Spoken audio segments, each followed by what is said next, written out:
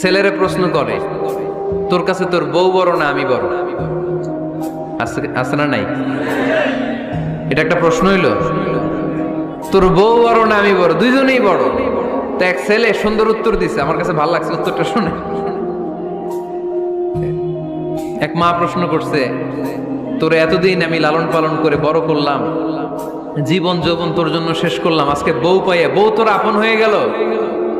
এবার ছেলে উত্তর দিছে, মা, আমার মুখ থেকে মা ডাক শোনার জন্য তুমি কি কষ্টটাই না করছো জীবনে।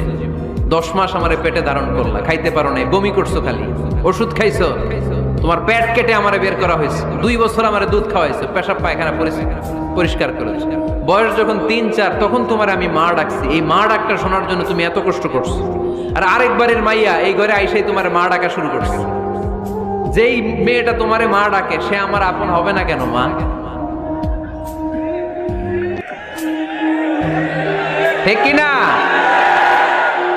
এই মা ডাক শোনার জন্য তুমি এত কষ্ট করলা, আমার লালন পালন করলা, 10 মাস পেটে ধরলা, পেশাব পায়খানা পরিষ্কার করলা, এরপরে মা ডাক শুনতে পারছো।